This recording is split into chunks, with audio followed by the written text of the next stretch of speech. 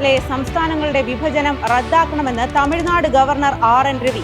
സംസ്കൃതം ഇന്ത്യയുടെ സംസാര ഭാഷ കൂടിയായി മാറണമെന്ന് RSS സർസംഘചാലക് മോഹൻ ഭാഗവത്. ഇന്ത്യയിൽ സംസ്ഥാനങ്ങൾ ഉണ്ടായത് ഭാഷയുടെ മാത്രം അടിസ്ഥാനത്തിലാണോ? സംസ്ഥാനങ്ങളെ വിഭജിക്കുമ്പോൾ എന്തൊക്കെയായിരുന്നു മാനദണ്ഡങ്ങൾ? സംസ്ഥാനങ്ങളെ കോർത്തിണക്കാൻ എന്തൊക്കെ മാർഗങ്ങളാണ് രാഷ്ട്രശില്പികൾ പ്രയോഗിച്ചത്? ഇന്ത്യയിൽ ഭാഷാ അടിസ്ഥാനത്തിലുള്ള സംസ്ഥാന വിഭജനം റദ്ദാക്കാൻ കഴിയുമോ? അങ്ങനെ റദ്ദാക്കിയാൽ സംസ്ഥാനങ്ങളെ പിന്നെ എങ്ങനെ തീരുമാനിക്കും? സംസ്കൃതം എന്തുകൊണ്ട് ആരുടെയും സംസാര ഭാഷ ആയില്ല? സംസ്ഥാന വിഭജനത്തെക്കുറിച്ചുള്ള സത്യം പറയട്ടെ.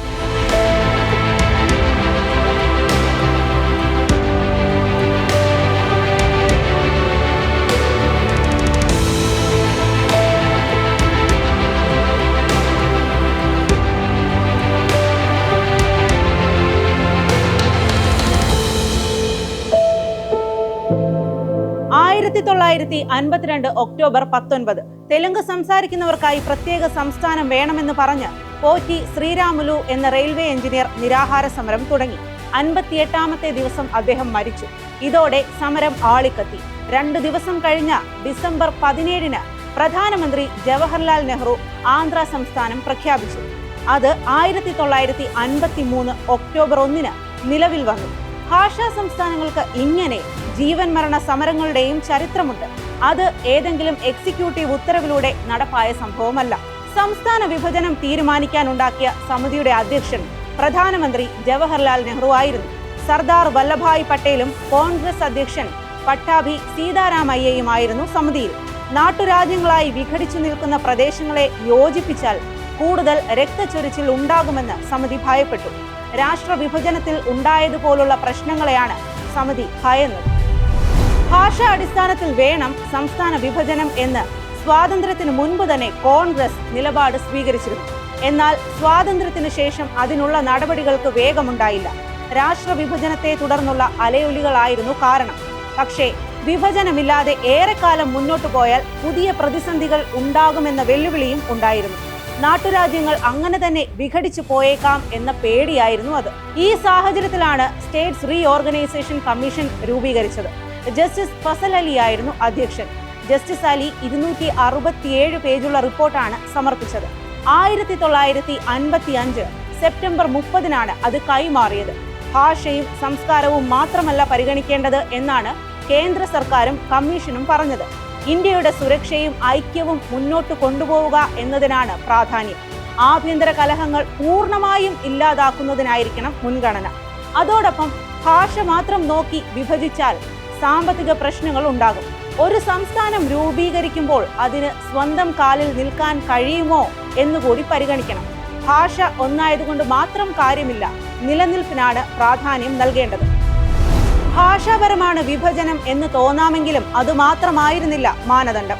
അതുവരെ മദിരാശിയിലായിരുന്ന മലബാറിനെ തിരുക്കൊച്ചിയുമായി സംയോജിപ്പിക്കാൻ തീരുമാനിച്ചതുപോലുള്ള നീക്കങ്ങൾ നിരവധിയുണ്ടായി. മലയാളം പറയുന്ന സ്ഥലങ്ങൾ ഒന്നിച്ചു വേണം എന്ന ആവശ്യം കേരളത്തിൽ നിന്ന് വളരെ നേരത്തെ തന്നെ ഉയർന്നിരുന്നു. കേരളം ഉണ്ടാകുന്നതിന് മുൻപ് തന്നെ മലബാറും തിരുക്കൊച്ചിയും ഉൾപ്പെടുത്തി മലയാള പ്രദേശ് കോൺഗ്രസ് കമ്മിറ്റി തന്നെ നിലവിൽ വന്നിരുന്നു. കമ്മീഷൻ റിപ്പോർട്ട് ഇങ്ങനെ എഴുതി വെച്ചു: വിഷയത്തിന്റെ എല്ലാ വശങ്ങളും നോക്കുമ്പോൾ ഒരു കാര്യം വ്യക്തമാണ്. ഭാഷയും സംസ്കാരവും മാത്രം അടിസ്ഥാനമാക്കി സംസ്ഥാന വിഭജനം സാധ്യമാകില്ല. സംസ്ഥാനങ്ങളുടെ മുന്നോട്ടുള്ള കുതിപ്പിന് സന്തുലിതമായ ഒരു സമീപനം ആവശ്യമായി വരും. ഭാഷ അടിസ്ഥാനമാക്കിയുള്ള വിഭജനമല്ല വേണ്ടതെന്ന് അന്ന് വാദിച്ച ഏക പാർട്ടി ജനസംഘമായിരുന്നു. ഭാഷാ അടിസ്ഥാനത്തിൽ വിഭജിക്കപ്പെട്ടാൽ ദക്ഷിണേന്ത്യയിലേക്കൊന്നും പ്രവേശനം സാധിക്കില്ല എന്നതായിരുന്നു കാരണം. വലിയ സംസ്ഥാനങ്ങൾ രൂപീകരിച്ച് എല്ലായിടത്തും ഹിന്ദി ഔദ്യോഗിക ഭാഷയാക്കി മാറ്റുക എന്നതായിരുന്നു ജനസംഘത്തിന്റെ ലൈൻ. തമിഴ്നാടും കേരളവും ഒന്നിച്ചും കർണാടകയും ആന്ധ്രയും മറ്റൊരു സംസ്ഥാനമായുമൊക്കെ രൂപീകരിക്കണം എന്നായിരുന്നു നിർദ്ദേശം. അങ്ങനെയുണ്ടാകുന്ന സംസ്ഥാനങ്ങളിൽ പൊതുഭാഷയായി ഹിന്ദിയും ഏർപ്പെടുത്തുക എന്നതായിരുന്നു ജനസംഘത്തിന്റെ ലൈൻ. അതുതന്നെയാണ് ഇപ്പോൾ RSS BJP നേതാക്കൾ പറയുന്നത്.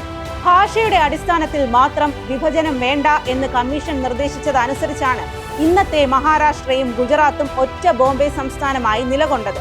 പഞ്ചാബും ഹരിയാനയും ഒറ്റ സംസ്ഥാനമായതും അതുകൊണ്ടാണ്.